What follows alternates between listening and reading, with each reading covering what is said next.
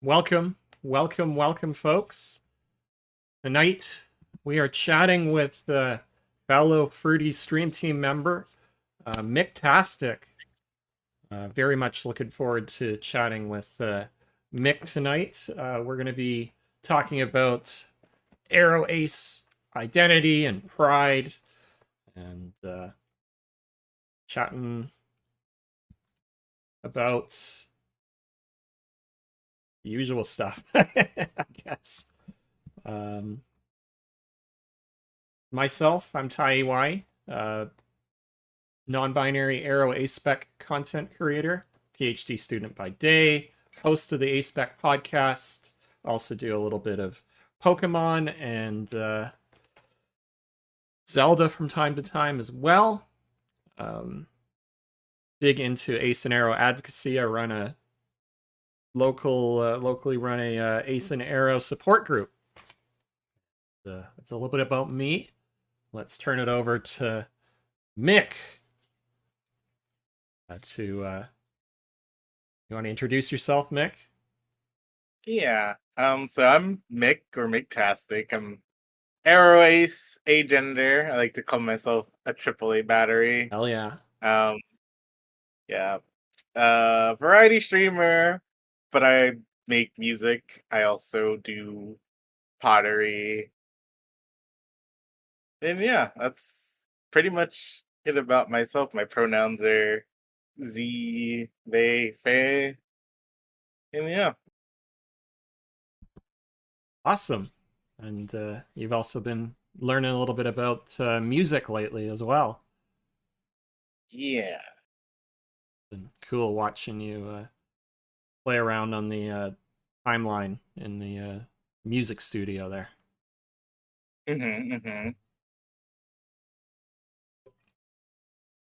One of these days, maybe I'll get better at dealing with audio. I am very basic. I use Audacity and I just fumble my way through it, and that's all I can do. That's fair. I mean, you got to start somewhere. Make it till you make it, I guess, is how I operate. Yeah, seems to work in a lot of spaces. Mm-hmm. Exactly. So I know for myself, as an A-spec person, it was hard to really come to the understanding of what, my identity was. It wasn't until my late 20s I really started to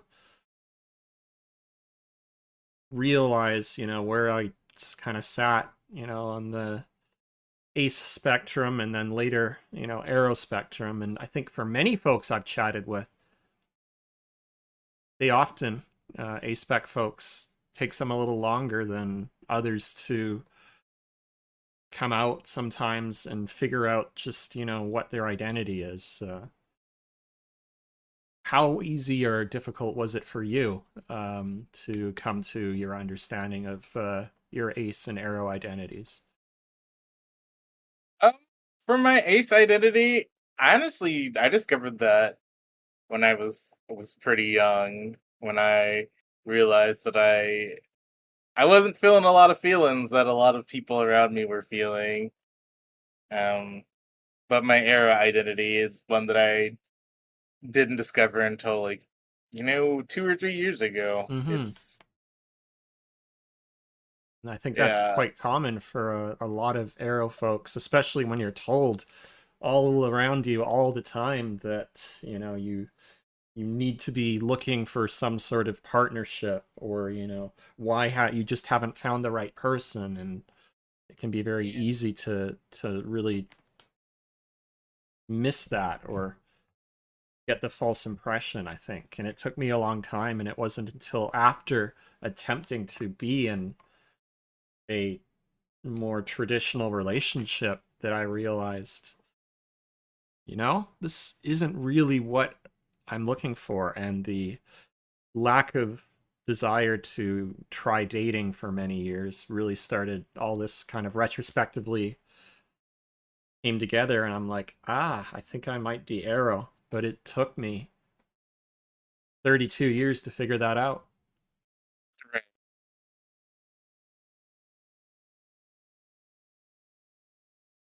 So, what sort of communities and resources were helpful for you coming to better understand your arrow identity?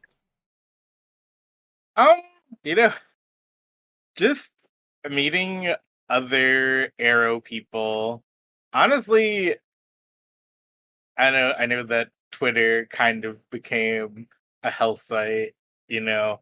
But before that, like seeing other experiences, from other arrow people and just connecting with other arrow people really helps, which makes it really suck that, Twitter's really not a good. I mean, I guess it wasn't ever like a good place, but it's A hell of a a lot lot worse worse than now. yeah. So like I got to see a lot of stories and talk to people, and then it's like, I kind of feel this way too. Like maybe I'm like aerospec, and then it's like, yeah. Absolutely, that totally makes sense, and it was, as I said, it really helped with retrospectively coming to that understanding, but also talking to folks who were aerospec in the Aces and STEM server that I was one of the first Ace and Arrow related discords that I joined in, Hmm. I think it was 2018, 2019. I joined that discord, but there's some really fantastic folks in that server. Now it's given, the name Aces and STEM. It's, an Ace server first, but there's a lot of aerospec folks in that server. So chatting with them about their own experiences really helped me as well. So I think Aces and STEM was a real big resource for me because here I am, uh, approaching 40, so Ace Tumblr was not a thing on my radar anytime growing up. I didn't have any Ace or Arrow resources available to me growing up. I didn't have any, there was no open Ace or Arrow representation that I recall in high school. Really wasn't until university that I really started to meet folks that identified as Ace or I think Ace and Arrow. I don't recall too many in my undergrad. But at that point, it wasn't even Right. on my radar for me because I identify very much under the gray umbrella of asexuality. And so that one Okay. was hard to figure out because Yeah. I just knew that something wasn't, quite the same as other folks. But the gray aspect, kind of murkies it a little bit sometimes. But yeah, Arrow, I think retrospectively, it was like, yeah, I always had some sort of excuse like, I'm just too busy with school, I don't feel like it. And then, Right. it's like, maybe there's a pattern here that's catching on. If, that pattern of just not being interested, not wanting to for years and years and years, maybe trying to tell me something. It just took me a long time to figure that one out. Yeah, those were kind of the main resources for me, and then getting involved locally here with the Ace and Arrow group, which I joined the organization I now work for, and I help run that Ace and Arrow support group. And I've joined a couple of Aces and Arrow groups in the Toronto region to the east of here, and back home in British Columbia. I'm also part of one there whenever I go visit. So those have been really helpful to expand my knowledge and meet other Ace and Arrow folks. But I am incredibly fortunate to be a part of so many Ace and Arrow organizations because I know for many folks, they're not even a part of one because there's just not many around. Hmm. I know talking with Lynn Saga, they've mentioned that they would have loved to have an ace or arrow organization around them growing up, because there was nothing. Many people in Lynn Saga's YouTube video comments and in streams have mentioned, yeah, they're just crying for, some sort of ace and arrow organization or group for them to join, because there's nothing for them. So it can be really difficult. And this is kind of a good segue into why asexuality, and I would also argue in many cases aromanticism, feels so invisible. Right. Right. Yeah, they really do. And I don't know. I think it's that is mainly because of, you know, societal expectations. Like you're expected to be in like a romantic relationship and you're expected to, you know,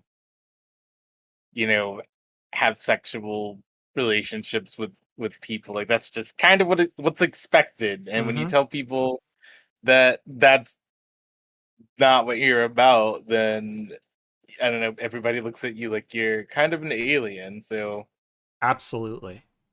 Absolutely. So yeah, there's a lot of erasure.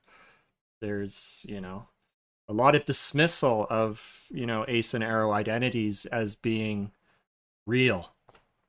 They're like, yeah. you're just looking for attention, or that can't be real because I don't understand it. And it's really, really unfortunate. And then you're told all around you from the time that you were a little kid, you're going to grow up, you're going to get into a relationship, you're going to have kids, you're going to buy the house, you're going to do everything. And you're like, but what if I To get don't them. actually want that? Yeah. Then you're the oddball and you're the reason why society doesn't progress and et cetera, et cetera. Absolutely. And then, kind of related to this is very poor media representation of asexuality and aromanticism being a very narrow, limited, one dimensional representation. Usually white, usually sex repulse ace. Yeah. Aromanticism, if at all depicted, is like very surface level arrow ace, like the Hmm. Jugheads in Archie. Um, but how do you find ace and arrow representation that speaks to you if that's all that exists?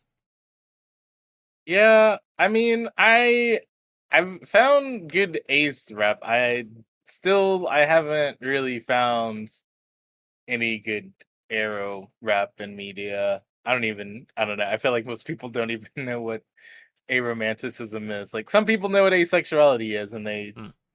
they have a skewed opinion of it, but I don't think like I feel like asexuality is one that's like barely visible, but aromanticism is like even less visible than asexuality. Oh, absolutely. Like there's this, and that's often confused. Like I talk to a lot of folks that will conflate the two if they're not from Yeah. the community. They think they're the same, or they And it's like a lot of people like are arrow and ace, but not everyone no, is both. But it's exactly, normally, oh hey, we've got this ace server, and it's like, well, where's the arrow space? And it's like, well, they're also in the ace space, and it's like they're not the same, and they're not always lumped together. Like some people are not asexual and aromantic, and then some exactly. people are aromantic, and I think I said the same thing twice, but But they but could you get be what I alloromantic yeah. and ace, or they could be Yeah. allosexual and aromantic. And the allo arrows get a lot of hate and are very often Oh yeah. erased. And it's so Yeah. problematic.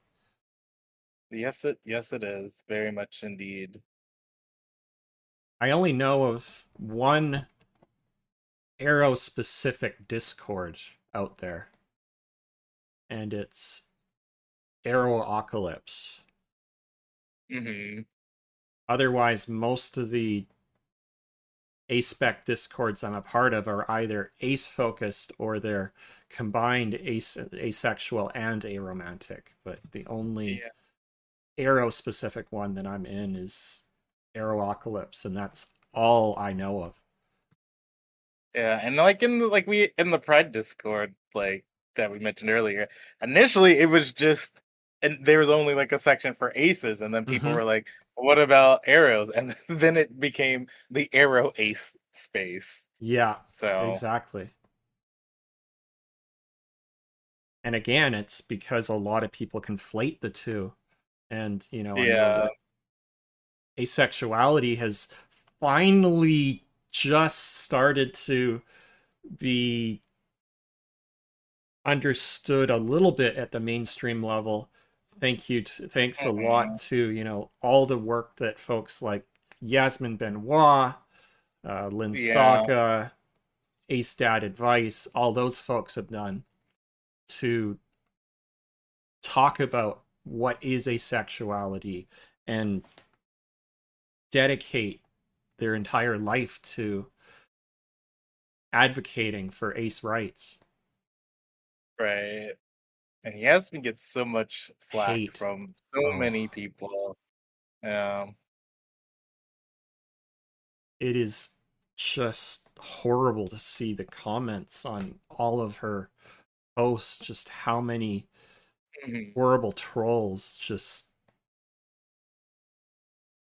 absolutely populate the entire comment stream on her posts. Yeah.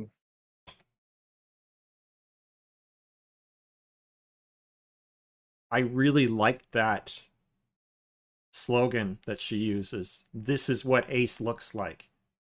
Yeah. Because there is no one way to be ace. You don't have to Yeah. dress. The fact that how you dress does not determine one's sexuality. So why should it determine one's asexuality? Yeah, but so many people think that you're, I don't know, if you're ace, like you can't dress a certain way, or you have to cover up, because if you're not covered up, then you're, oh well, why are you dressing this way if you don't want to have sex? And it's like, I don't understand how you can conflate the two, because that's not how that works. No. But people conflate libido with Right. sexual attraction all the time. So it's not surprising on one hand, but it is so infuriating to see Hmm. happen. And then, unfortunately, we can't look past the fact that, you've got intersectionality as well, with, Yasmin being black as well, and black folks being hypersexualized, especially Yep. femme black folks. And so that just makes it so, so incredibly difficult for her.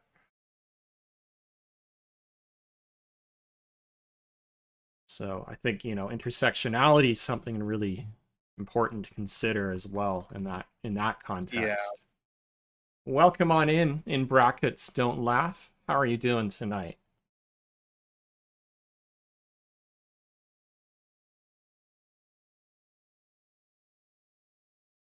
How has, this invisibility and erasure impacted your journey? Um. Well, when I was younger, it had a pretty big impact, because I would tell people that I was, asexual, and it would become this whole big thing, where they would, sit me down, we'd have this talk, like, well, that's not natural, that's not right. Like, nobody is gonna want to be with you, like, blah blah blah, so on and so forth. Um so yeah, it was rough, growing up, but now, like, I'm in a lot of ace spaces, so like I don't have to worry about that sort of stuff as much. But no, I don't know. It's frustrating because it's like I don't know.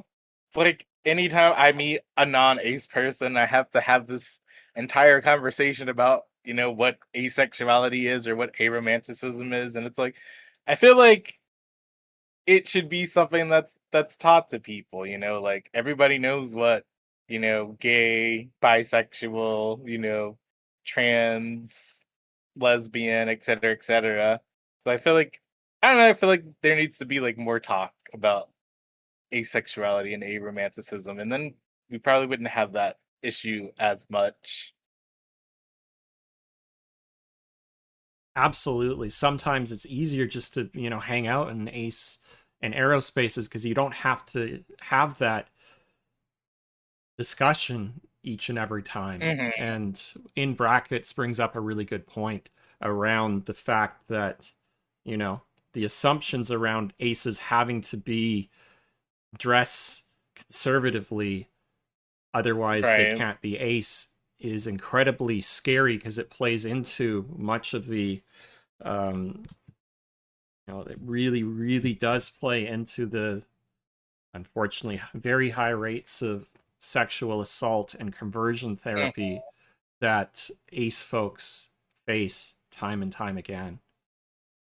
The it's really, really problematic. Because how somebody dresses shouldn't influence at all. It has no bearing on their sexuality, Right. and nor does it give you the right to assume anything. That's their decision. They can wear whatever the fuck Yeah. they want. It's like what I'm wearing is I'm wearing what I'm wearing because it's what I want to wear, not because like I'm wearing it for anyone else. No, exactly. And also, if you know anything about Yasmin Benoit, she's a lingerie model. So, I mean, that's her Right. job. So, Yeah.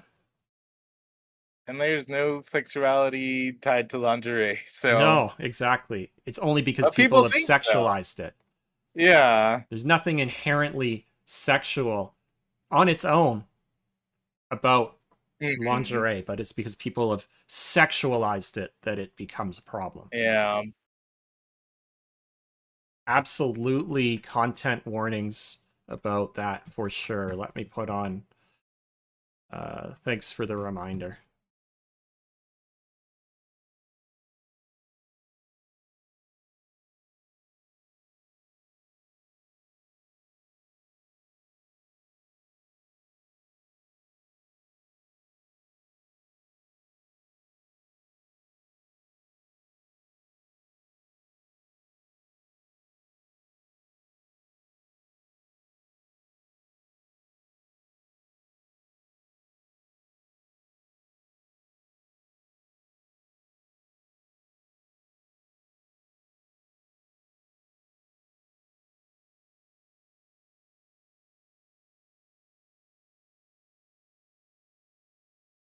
Watching the way that Yasmin trolls back though has been so hilarious to watch. Yeah. I mean, it's sad that she has to do it, but I It guess she's really put up is. with it for so long that Hmm. she's gotten really good at trolling them right back.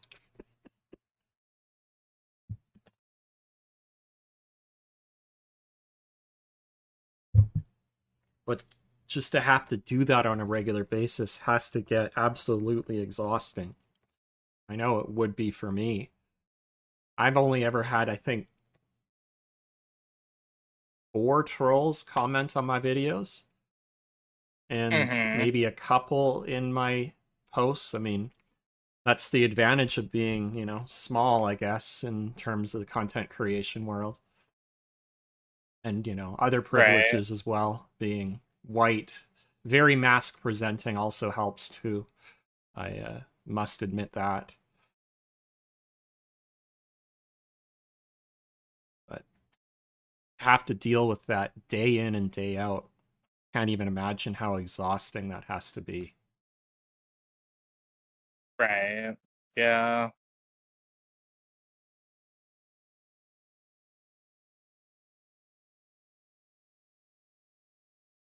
So, kind of on this note of the misunderstandings around asexuality and aromanticism, what are some of the most frustrating misconceptions that you've dealt with? Um, I think the fact that, well, one, I think it's also because of, bad media, but people think that aromantic or asexual people, they don't have feelings. They're kind of just like robots with no feelings. We don't have feelings towards people. Like we're just emotionless, no. Because like there's so many different types of attraction, but that never gets brought up. People just only think of like romantic attraction and sexual attraction. So it's like, oh, well, also like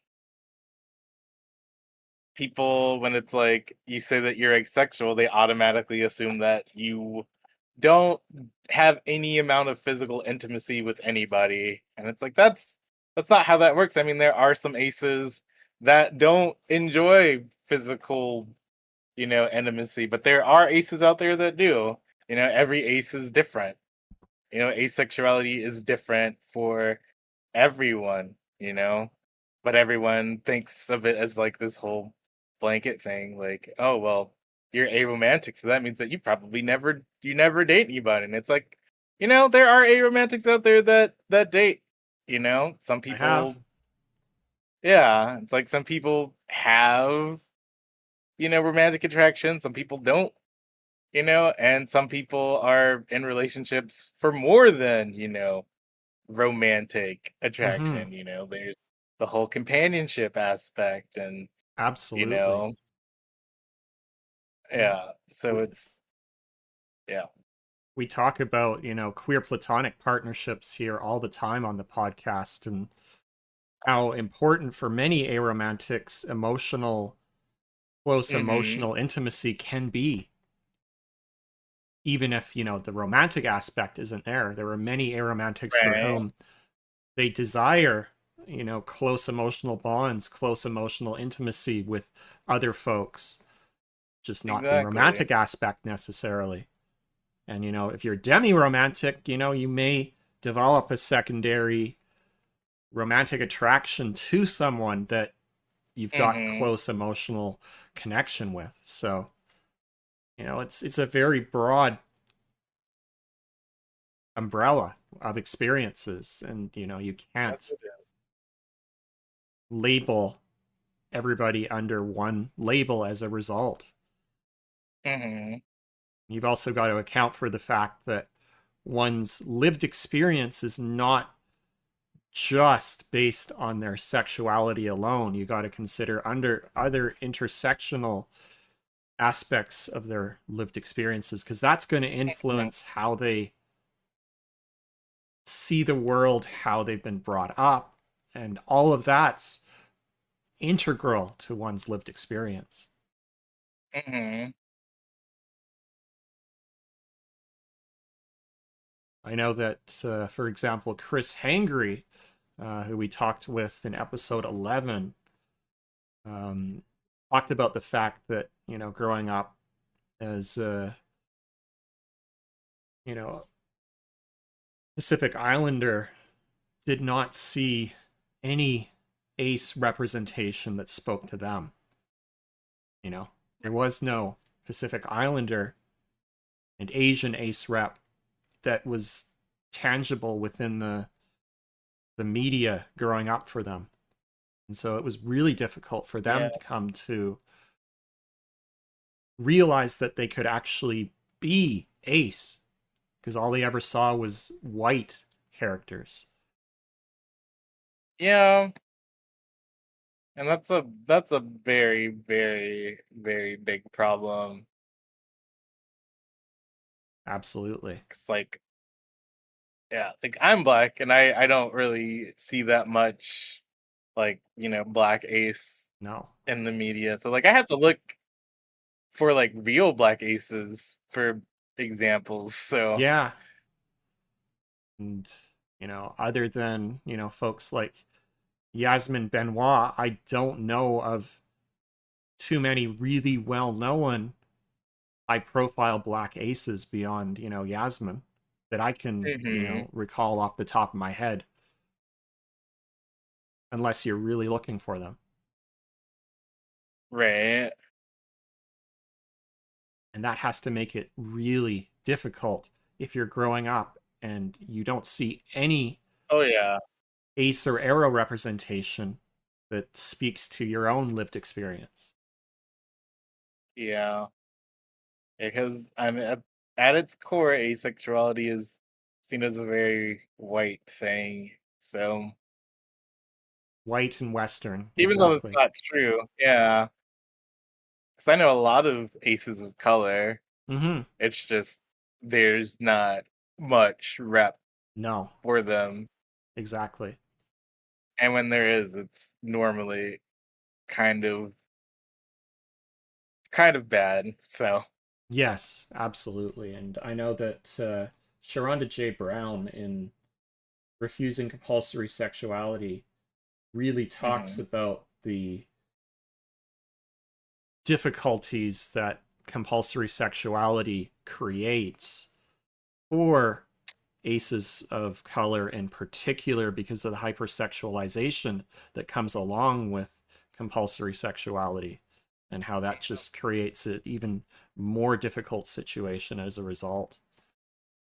I actually have a quote in that book. I don't remember what my quote was, but I know that I'm quoted in there somewhere.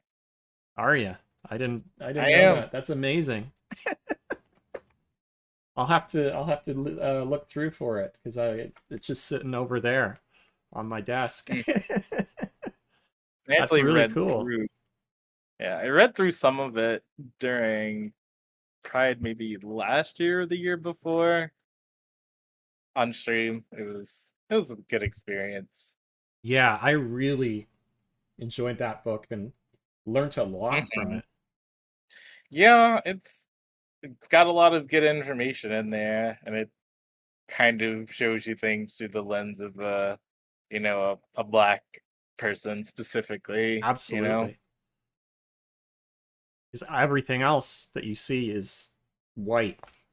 It's, yeah, very white. So it was great to see, that the BIPOC representation for sure. Hmm. Just trying to catch up with chat here. Kim Foxy mentioned their demi, and they've only dealt with one person, and it was their family that was ace phobic for them. I'm so sorry, Kim Foxy. But, I know that you've got folks around you who do accept you. And, the chosen family can be just as important, if not more important, than your own family you were born into. Yeah, for sure. Yeah, there's not too many default demi emotes, just the ace one, unfortunately. I have a couple. I've got the Tai E demi one, and then also there's a free one that Quartzy, Cosmic Quartz, released. This one is absolutely free. You can add it. You can add it as an emote. You just need to um, give Faye credit. But Faye's made that emote freely available for anyone to use. And it's super cute. It's a little boba emote with the demi colors. It is very cute. Quartzy is a fellow Fruities stream team member for folks that aren't aware. The Fruities are a wonderful stream team founded by Ghostline, who is also Ace and Aerospec herself. It's been absolutely wonderful because there's so many Ace Spec content creators within the Fruities, and so having so many folks in the stream community all in the same place has been absolutely wonderful because it's been easy to talk with other folks in the Discord about the frustrating challenges that we all face, and have somebody, Mhm. you know, there that deeply understands what you're going through.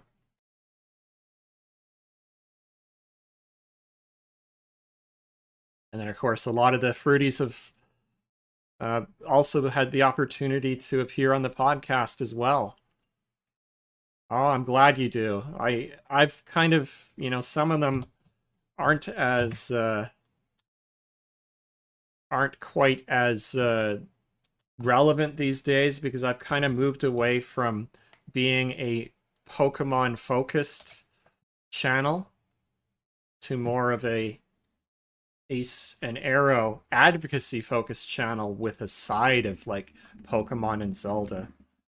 So these kind of sometimes feel a bit out of place, especially right now because I'm not doing much Pokemon, but they were also some of the very first emotes I had, so yeah. I get what you mean.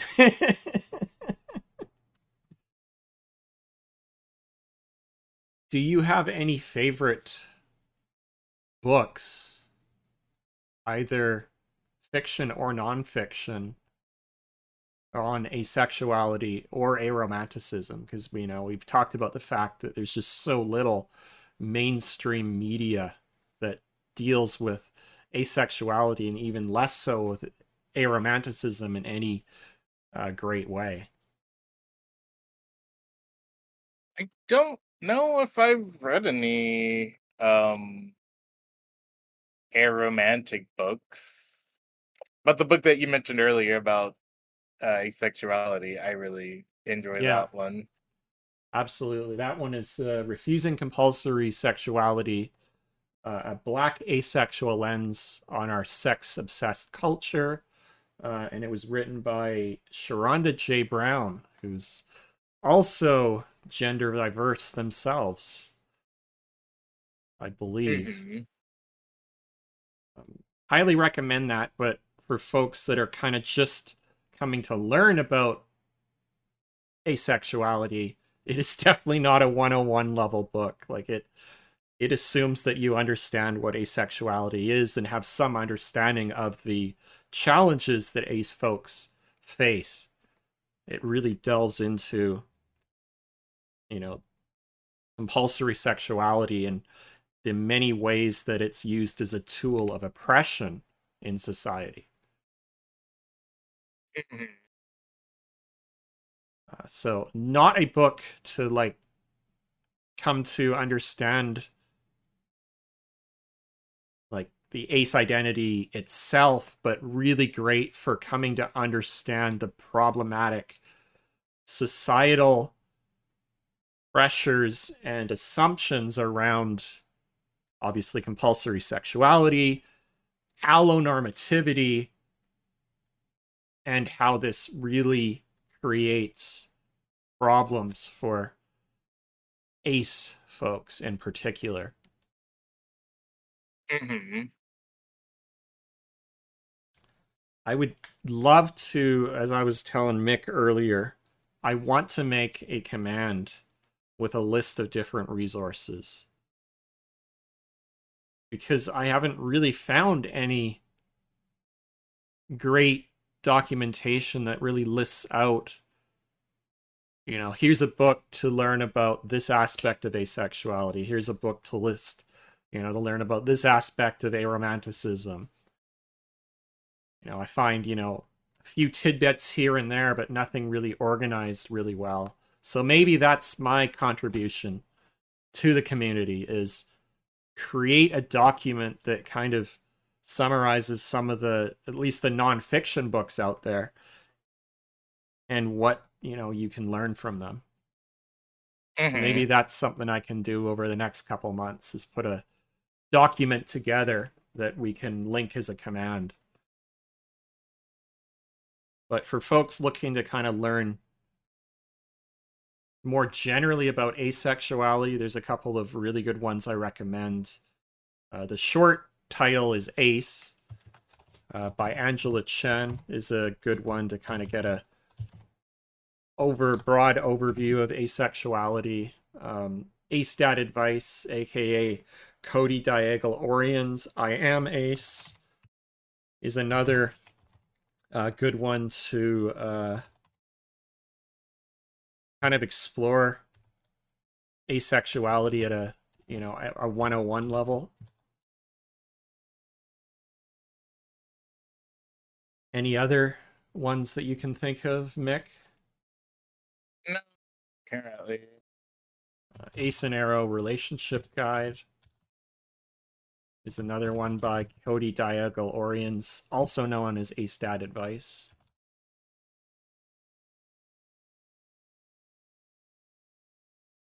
I just got a new book today. Mm-hmm. From England, it arrived. Spent far too much on it after the currency conversion and shipping. But I am very excited to read it because it explores how folks in the Ace and Arrow community are redefining what relationships mean and how we are starting to break down some of the societal norms and assumptions around what a relationship can look like.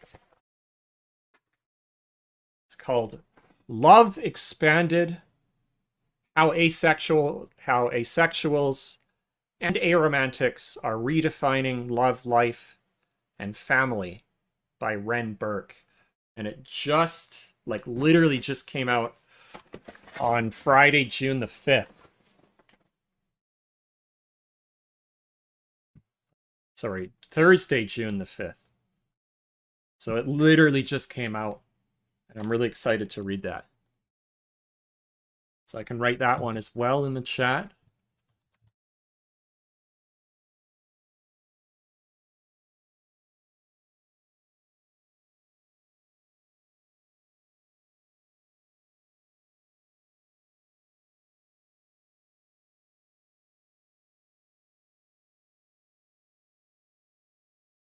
I was telling Phoebe on TV yesterday the reason why I know so little about fiction books is I have a really tough time immersing myself in a fictional world. It just doesn't draw me in like the nonfiction does.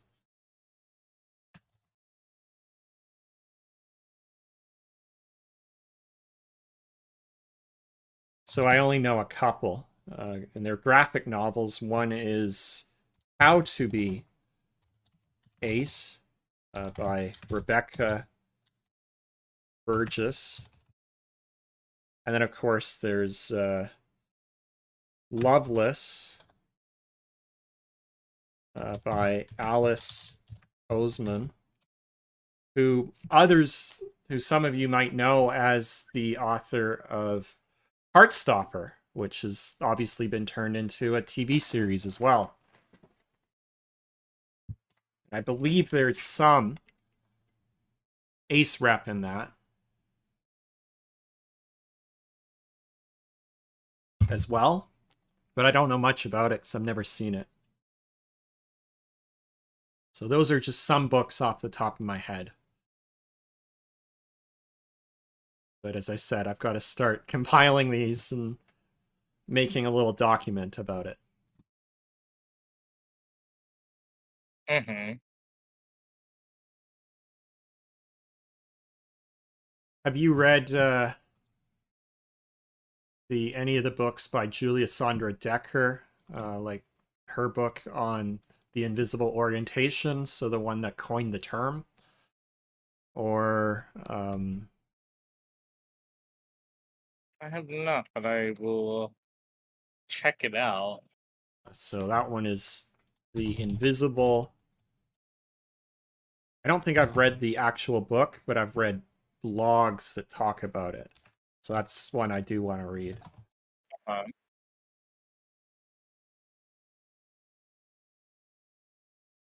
Actually, Julia Sandra Decker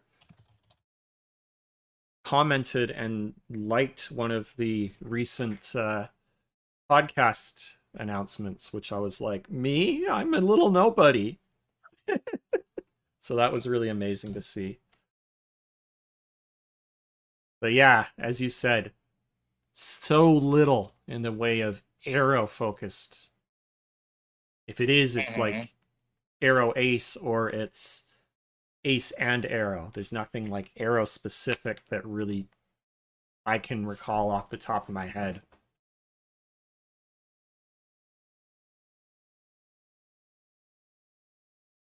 Chris Hangry, yeah, mentioned asexual reality TV shows would be nice because all most reality TV shows are so heavily marketed towards sex, and they're always about really unrealistic situations around relationships, and it would be nice to have something different than that. Is there? Oh, was there? I missed that. I totally missed that. Oh, if there were ace rep in The Bachelor, you are so right. You are so right about that.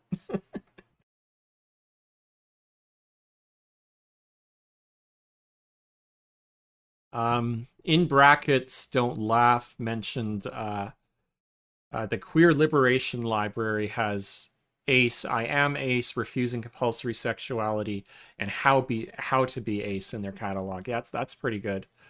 I should mention to the organization I work for that we should get Julia Sandra Decker's book, because that really talks about why asexuality is the invisible Mhm. orientation. So that's something I should put on my to-do list. So that would be a good one to have in our library. We have ACE, we have I Am ACE, and we have How to Be ACE at the little lending library at our organization. But we don't have Refusing Compulsory Sexuality. That's one I have. Maybe I'll Mhm. maybe I'll donate it at some point, but I still want to keep it around as a reference.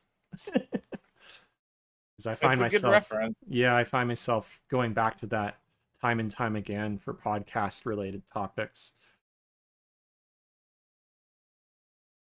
Oh, heck yeah, the Queer Lending Library or the Queer Liberation Library is a free online library. Huh. Definitely going to have to check that out. Thank you very much. I gonna make a note of that to add to the comments on this video. Let me just copy and paste some of these recommendations. So Ace, Chen,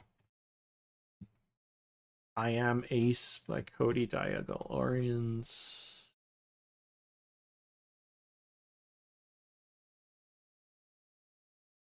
It's an Arrow Relationships Guide.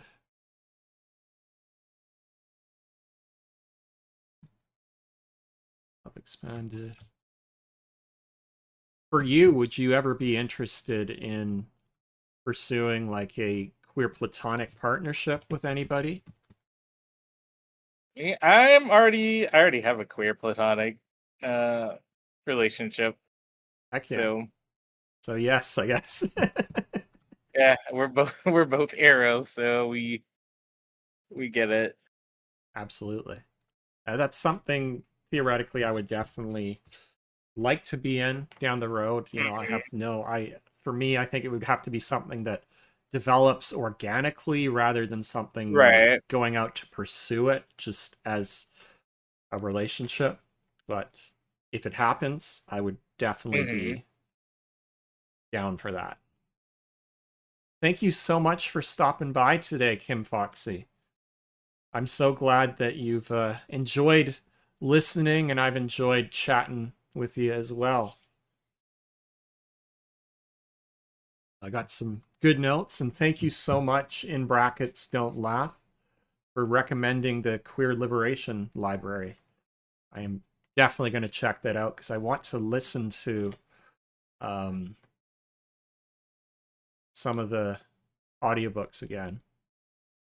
I find it so much easier listening to audiobooks than I do sitting down and reading a physical book these days. Mostly because of ADHD, but also because I spend so much time reading text all day long. And the last thing I want to do at night is open another book and read text some more. Right. So it's easier to like have it on and I can sort of listen to it rather than having to open the book and read it.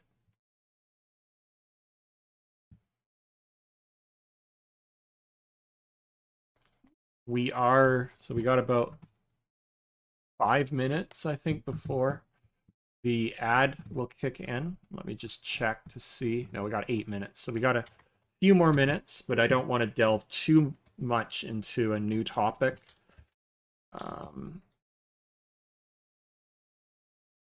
Because otherwise we'll get cut off by the ads.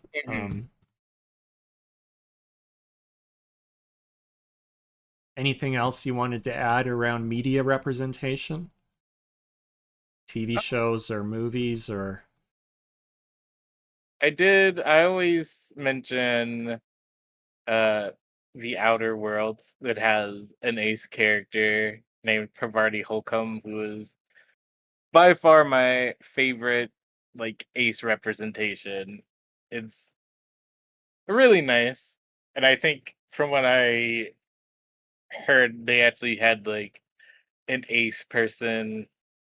That either an ace person wrote the character or they consulted an ace person for the character, I'm so which glad to hear that. yeah, which I think is something that should be done more to get these characters right. I Absolutely. think yeah, a lot of times it's people's perception of ace and arrow Mm-hmm. people is what they make these characters instead of actually asking, actual ace and arrow people. Yeah, and usually it's the one token character and it's very Yeah, one-dimensional or flat. yeah.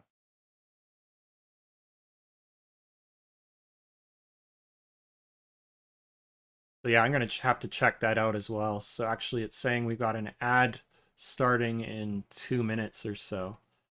But yeah, definitely going to Okay. check that out. It would be really lovely, I've said this time and time again on the podcast, to see something other than the sex repulsed, sex Yeah. negative, asexual represented in media.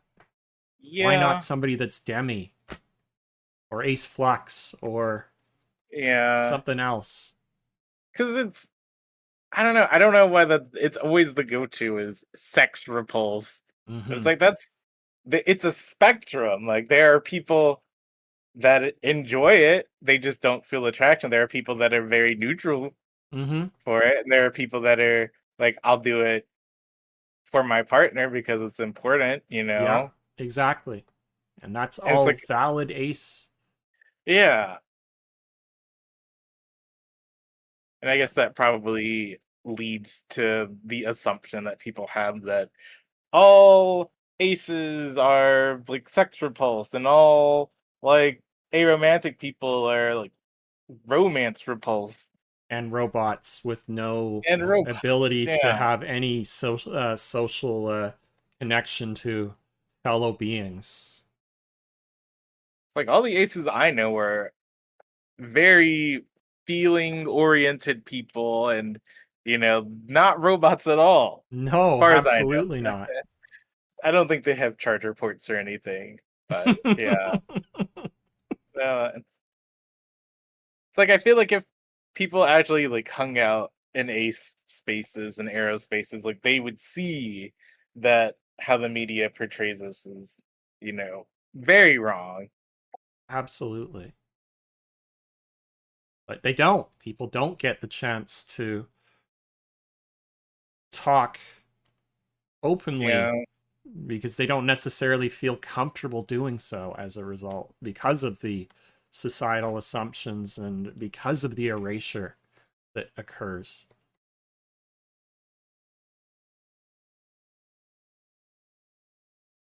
So at this point, maybe we'll take a short break because I can see an ad break's about to start here. So we'll Okay. pop over to the Be Right Back screen, and we'll be back in 3 to 4 minutes. All right, welcome back, folks. Thanks for sticking around through the ad break. During the break, I noticed a post, actually, speaking of ASTAT advice. I noticed a post by them. They said, "There are days lately I think about stepping away from ASTAT advice. The work is hard. It doesn't financially support me meaningfully. And the internet is an increasingly difficult place to be." And then they mention, they show a screenshot of a comment saying, "Your videos have been extremely helpful to me in discovering who the bleep I am, and it's actually repaired several important relationships in my life within the course of a week. Not even kidding. It's like so nice to finally understand what the bleep is going on in my brain." And they respond by saying, "This makes me so happy. I'm so glad you're here." And I think this really speaks to the fact that, folks, it means so much to see you actively in the chat here, sharing your experiences. Because dealing with trolls day in and day out as a queer content creator can just be so incredibly demoralizing. Seeing the absolutely hideous behavior on places like Twitter and TikTok, the erasure that goes on. So keep doing what you're doing in uplifting this community, because it means so much to see it.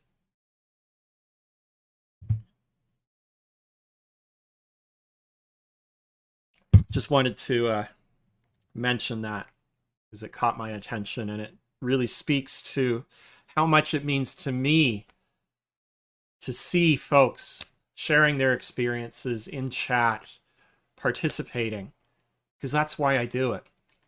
This is to, create space for Ace and Arrow folks to talk about, difficult issues that Twitch doesn't really make space for on a regular basis. Yeah, you got some spaces on YouTube, but where's that space on Twitch? And that's one of the big reasons I started this podcast, because there wasn't a place that I know of regularly where these discussions happen.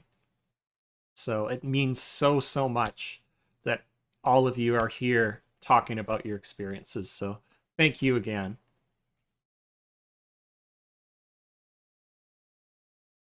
I just signed up to join the Queer Liberation Library. I'll be checking that out very soon myself.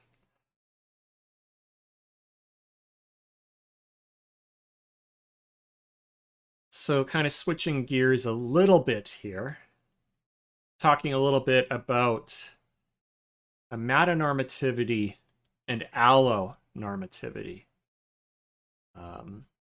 So amatonormativity, just as a reminder, is the assumption that everyone desires to be in a coupled romantic and monogamous relationship. It's the relationship escalator assumption that, you're going to meet a friend, you're going to become more than friends, you're going to develop romantic feelings for them, you're going to get married, you're going to have kids, you're going to buy a house.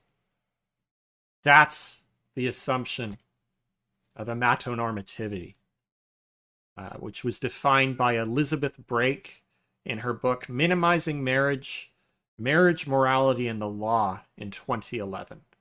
And it is so incredibly harmful to not only aromantic folks, but folks that don't want to be in a coupled monogamous relationship. What about the folks practicing relationship anarchy? What about the folks in ethical non-monogamous and poly relationships? Those are absolutely valid relationship styles, but nobody talks about that. It's you're going to be growing up, you're going to get into a marriage, you're going to have kids. That's all everybody ever talks about. So amatonormativity is so harmful not only to the aro community, but other communities as well within the queer community. And then we've got allonormativity, the assumption that everybody's allosexual, i.e., that they experience sexual attraction. And therefore, a related assumption is that everybody desires to be in a sexually active relationship. And there are aces that are perfectly okay with that, but not everybody is. And, this really, adds to, building on the discussion we had around compulsory sexuality earlier. This really kind of is a big backbone to this problematic societal framework of compulsory sexuality. How have these, how have amatonormativity and allonormativity influenced your lived experience as an aro ace individual? Um, they have, they're a big problem. I want to say because I, I don't know the whole thing. Like you're growing up, as a kid, and it's all you see on TV. That's all people talk about. Like, oh, like when you grow up, you're gonna get married to someone of the opposite sex. You're gonna have a family, and it's gonna be just you and them, and it's it's difficult, because if you feel like, hey, that's not what I want, that's not what I see, that's not where I see myself, in the future, in the next 5 years, the next 10 years, then when you tell people, they look at you like you've done something terribly wrong. Like if you go on social media and you're like, I don't want to, have a family. Like, I don't want to have kids. I don't want to get married. Then you have people that will come and tell you like how wrong you are. And like, sometimes they'll make it seem like you're the worst kind of person there is. And it's unfair. It's a very unfair expectation. I wish that it wasn't an expectation. I wish that there was no expectation. I wish that it's like, oh, well, I want one partner, I want two partners, I want three partners, I want no partners. Like, any of those answers should be valid. Or, hey, I do want to be in a relationship, but I only want like emotional intimacy. I don't want to engage in sexual intercourse or anything. That should be something that you should be able to say without getting looks or having people tell you that you're doomed to be alone for the rest of your life. And it's because of those expectations that, I feel like ace and arrow people probably have a harder time coming out. Um, because people have these expectations and assumptions that they've also been fed, since they've been growing up. Like, this is the perfect life, man and woman together solely, creating a family, doing all this stuff. Man goes to work, woman stays at home and takes care of the family. with the white picket fence and all the But the white shebang. picket fence, yeah, and it's like that. There, there are so many people that don't want that, but a lot of people pretend to want it so that they don't, have to deal with, getting harassed or persecuted, you know, and it Absolutely. really sucks. Yeah.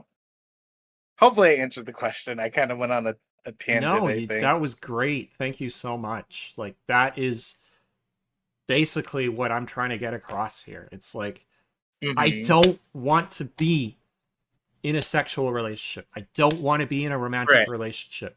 And because I don't want to be in that, people look at me like either I am alien or they're like, but you just Right. haven't found the right person yet. You have it. Are you I hate sure? that line so much. That is Ugh! I heard that so much. When you find the right person, you'll change your mind. Ooh, when you find the right person, you'll want to have a family. And it's like, I'm I'm 35 right now. Like Yeah, I I'm still not feeling it. I didn't grow out of it as I was told would happen. Everybody feels that way until they find the right person. I don't think so. no. I I mean, feel like we're an overwhelming minority, you know. yeah. And, very much same here. I'm, approaching 38. Hmm. I've seen a very clear pattern over the last 20 years of I don't like dating. I don't have interest in dating. Why is that going to change suddenly tomorrow? Like, why does it bother you so much that I don't experience the same attraction that the person next door does? Why does that bother you so much? Like, why do you make it my like how I feel? Why is that your problem? Why?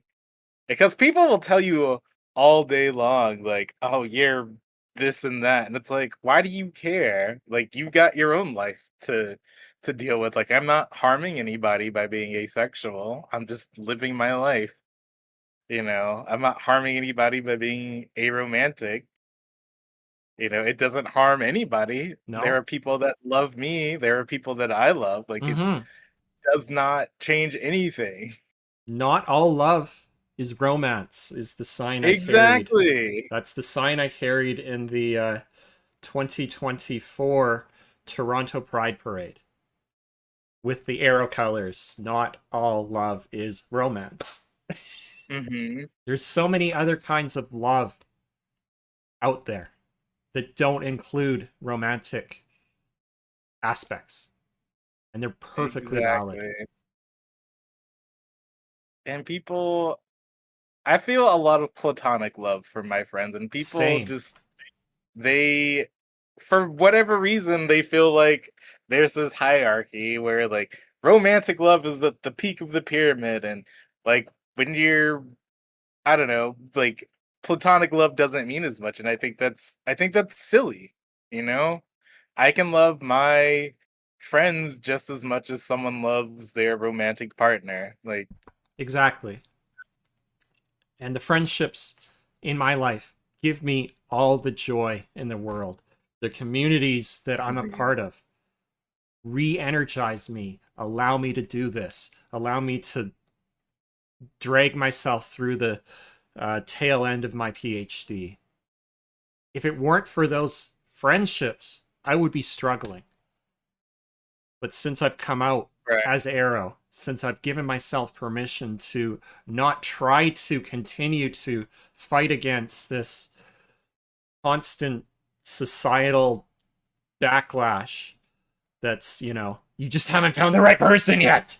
I'm like, it's been so much better for me mentally.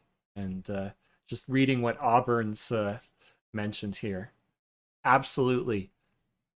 Aromantic representation in particular is almost non existent. And if it is, it's the Jugheads in Archie comics.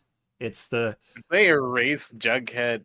like asexuality, Yeah, aromanticism in in the the TV show. yeah, So that's even worse. That's even worse.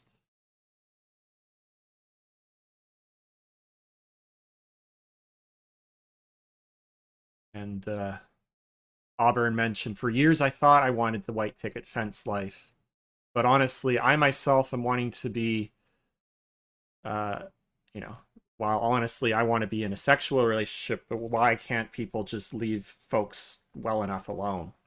mhm. Just because you haven't lived that person's lived experience doesn't mean it's not valid, doesn't mean it's not real. Just butt the fuck out, deal with yourself. We're not bothering anybody.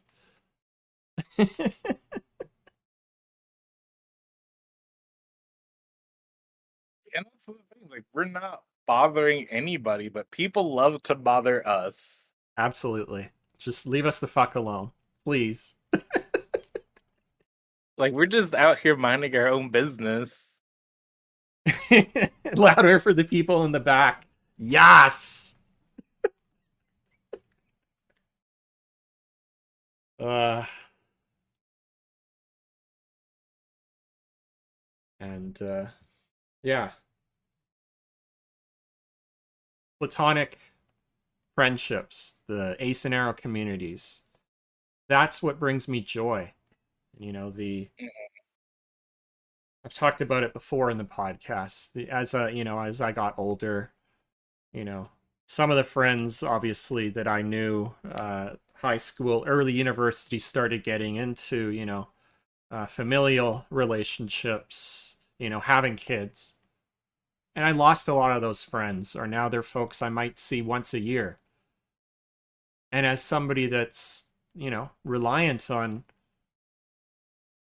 platonic friendships, that can be really hard. I understand, Hmm. I understand why for many folks there is a hierarchy. I don't have that hierarchy in my life.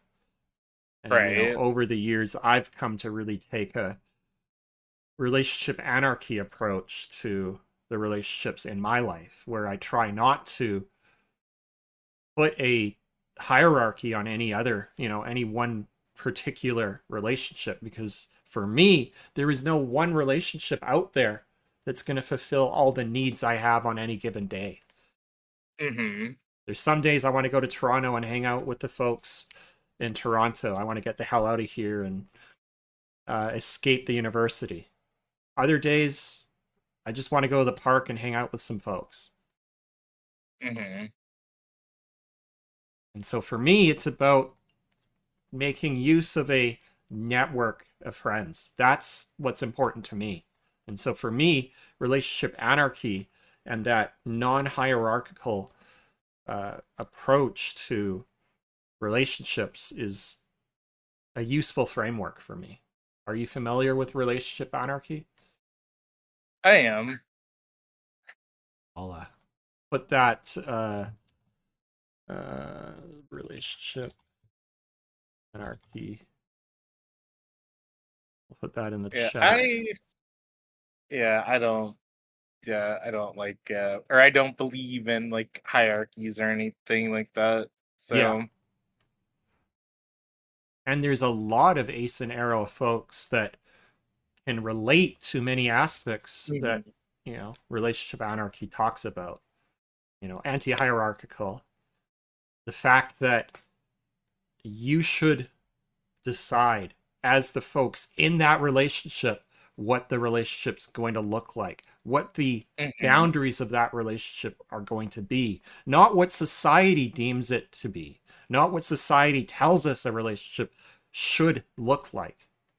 Instead, you decide what that relationship is. And I think Mhm. because we're so used to butting up against problematic societal assumptions around what a relationship is and how these don't work for us, I think we've, had to fight all our lives to figure out alternative relationship structures. So I think many of the things that relationship anarchy talks about are already things that we do either intentionally or unintentionally as ace and arrow folks, just trying to exist out there in the world. You know, relationships that aren't what society tells us they are. So I think that's why so many people are drawn in the ace and arrow community to something like relationship anarchy. And if you want to find out more, there's a great video by Megan Sandor that really delves into the differences between polyamory, which is ethical non-monogamy, relationship anarchy, as well as queer platonic relationships, which are a relationship that is neither purely platonic nor romantic. It may include aspects that Western societies see as not typically being a part of a strictly platonic friendship. But there is no one way to have a queer platonic relationship. It's really, I like to say, a choose your own adventure relationship. You define what it looks like, you set the boundaries. And I think one of the key things about it is that typically there's more emotional intimacy, more emotional closeness than one would typically expect in a platonic friendship. So I think that's a big part of it. But otherwise, there's no one way to have a QPR.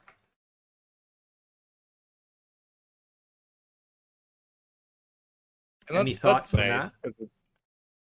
Because it's one of those things where it's like queer platonic. It goes outside like the bounds of what society expects. So like it's a nice feeling because it's different for everybody, you know.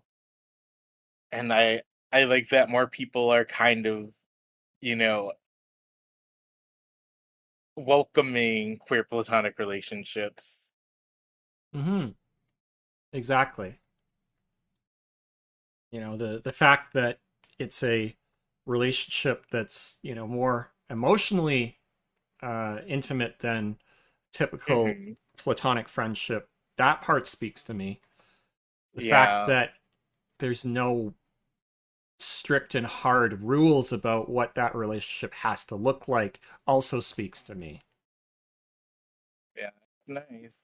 You know, you get to dictate, you know, how things go, you know, take things at your own pace. There's really no expectation. No, it's a choose your own. I like to call it the choose your own adventure relationship. Mhm. Welcome, Ghost, fellow Fruities member. Also, Hey, Ghosty. Ghost founded the Fruities stream team, so we're very grateful to Ghost for founding the Fruities. Ghost has also appeared on the podcast herself. Had some really great insight into demisexuality and demi-romanticism. And we had some really good chats around that and relationships. Welcome on in, Megashi-sama. Good to see you. Absolutely. Always love chatting with you about Ace and Arrow related topics, Ghost. You've had some you've done some really great work, especially recently on Instagram, on the socials, coming out with that YouTube video, which was fantastic, talking about what is asexuality, what is aromanticism. All that has been absolutely fantastic. So keep it up. You're doing a really great job.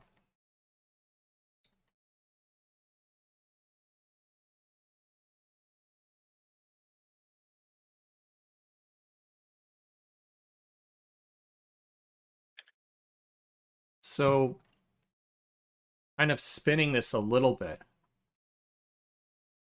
through the relationships that you've had in your life, what have you learned about your own identity? So, before we talked about how have societal norms, how have societal expectations influenced your lived experience. Now we're going to say, what have you learned from being in, different kinds of relationships about your own identity? Honestly, learned a lot about the validity of my identities. Like when I first, started dating people, it was kind of like I was doing stuff, to please them, and I was kind of putting my like asexuality on the back burner.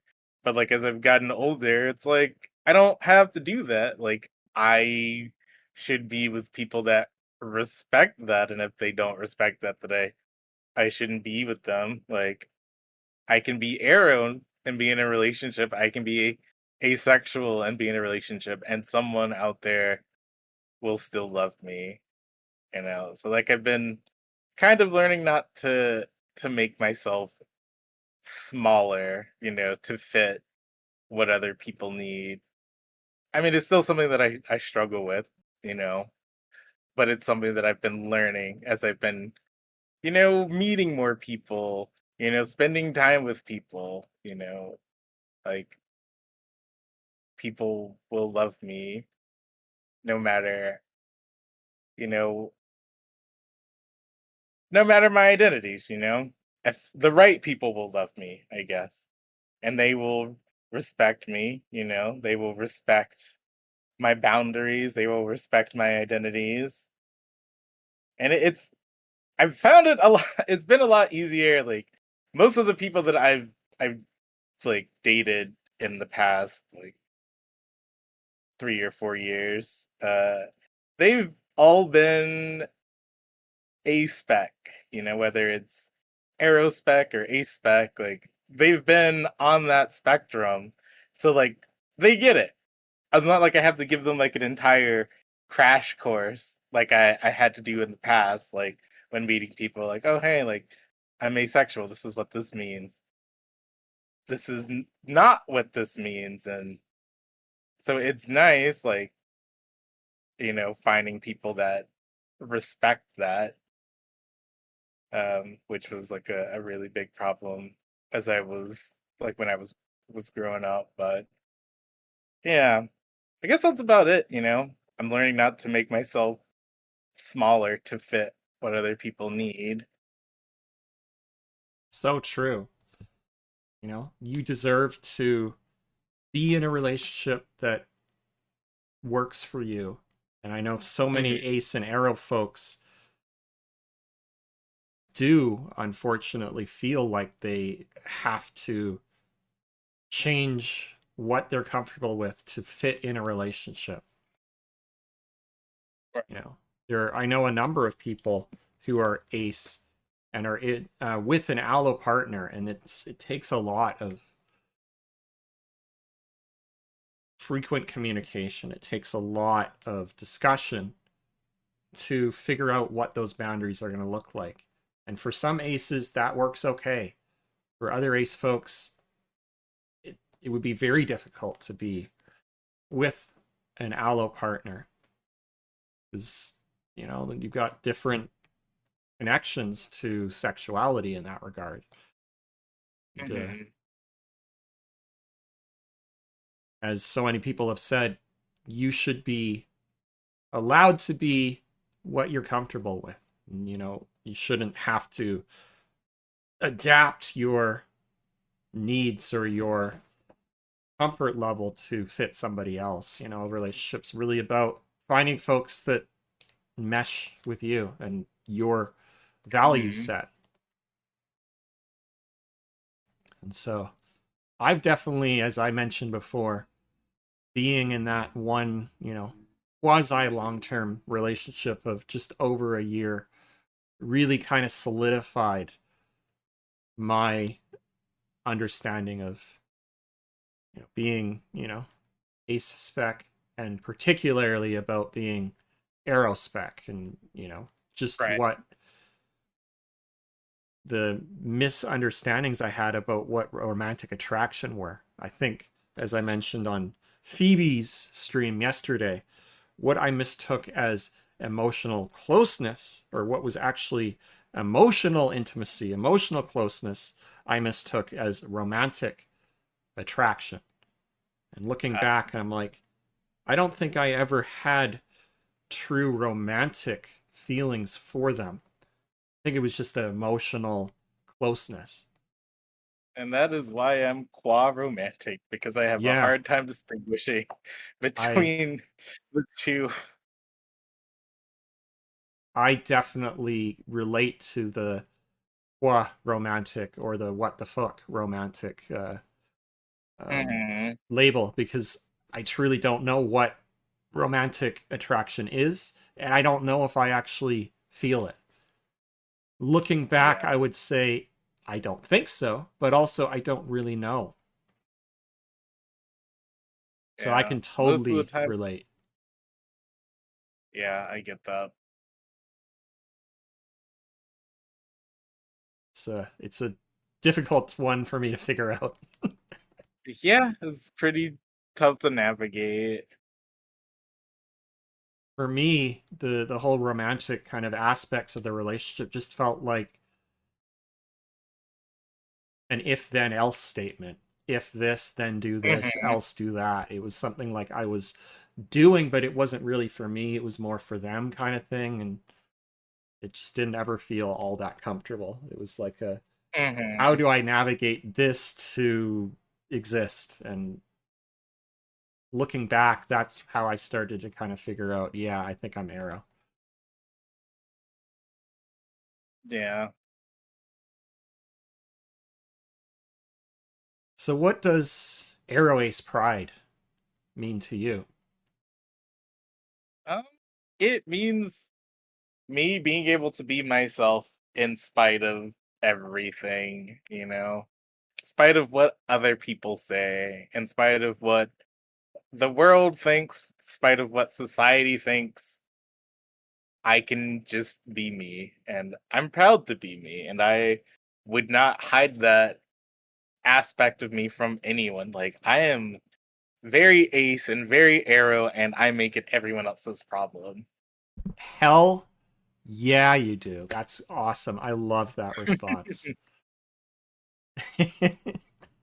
I definitely take my time to make sure people know what asexuality, make sure people know what aromanticism is.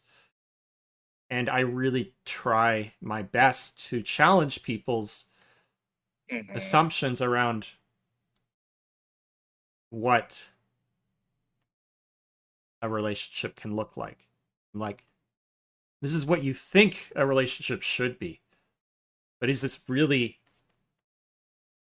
the only thing that a relationship can be? I love asking people that question. It's why I love bringing up relationship anarchy all the time. Hmm. Also, really love Ghost's response. I also identify as a problem. That is great. I love that. Ghost is great. I'm sure people do find me to be problematic sometimes when I challenge their understanding of what relationships are and what they can look like. Mhm. Because I do my best to say, do you actually understand what a relationship can look like? Or are you basing it on what you've been told relationships should look like by society? And not many people outside the Ace and Arrow community have ever really thought to think about that in any great detail. Yeah, I feel like a lot of ace and arrow people are always challenging the notions of relationship. I wish more people would, but I guess I don't know. We're the ones that get challenged a lot of the time when it comes to that sort of stuff. So I guess we're always defending ourselves. Other people might be sitting a little pretty in that aspect, I guess. Absolutely. And bringing this book back. Love Expanded: How Aces and Arrows Are Redefining Love, Life, and Family. Very much looking forward to this book. Just came out on Thursday. It's a small publishing house in the UK, so it doesn't have any North American footprint, unfortunately. So if you want to get access to it, you can either order it as an ebook, or you can get a physical book delivered from the United Kingdom at a cost of 14 British pounds for shipping. I wanted a hard copy because I don't particularly like ebooks. Right. It has to be an audiobook for me. But if an audiobook is not available, I would prefer a print copy. Particularly because I find, looking at screens for long periods of time challenging because of the screen sensitivity I have. So if I could step away from the screen and read something physical, that's kind of better for my own health, if you will. Mm-hmm. A lot of people ask, why do you wear sunglasses? I'm like, these aren't sunglasses, they're purple clip-ons. They look very much like sunglasses, and to some degree they function like them. But what they actually are a purple filter, Noir 81 shade, that following the concussion I had at the end of 2018, I spent a bunch of time going to vision therapy and spent great expense trying to figure out what can we do to make it so that I can look at a computer screen again. And we tested a bunch of different colors. We tried red, we tried blue, we tried yellow, pink, and it was this purple color that made it easier for me to look at the screen again. Okay. And then beyond that, a lot of people have walked by my screen at work, for example, and said, "Why does your screen look so red? Why does it have such a red hue?" And it's because I permanently have my computer screens on like night mode or night shift mode. So they've got like that warm reddish color rather than like a bright blue color. Mm-hmm. It's actually been problematic a few times for when I'm making figures for my papers, because I'll make a figure and it looks great on my screen, and then I'll send it to my supervisor. And he's like, "Why did you choose those colors? They look awful," or I can't see this." And I'm like, "You're right. Looking at it on your screen, this looks absolutely unreadable. But under the reddish hue of my screen, it works." That sounds like that would be an issue. Yeah. So it can be a little bit of a problem sometimes, but I've learned to adapt.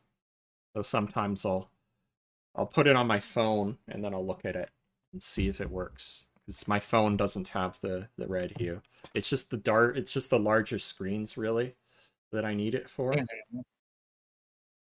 But if for folks that weren't aware, that's why I wear these purple glasses. They help with screen sensitivity. So is there anything else that we missed that you'd like to talk about? Not that I can think of. Well, it's been absolutely fantastic chatting with you. Thank you so much again. Yeah, thanks for having me. Yeah, lovely chat today. Where can we find you on the socials, on Twitch, on the other medias? I am Miktastic on Twitch, Miktastic on Blue Sky, Baron Von Milk on Twitter, and also on SoundCloud, which is where I put most of my music stuff. Heck yeah, gonna have to check that out for sure. I think at this point we'll go on a double raid here.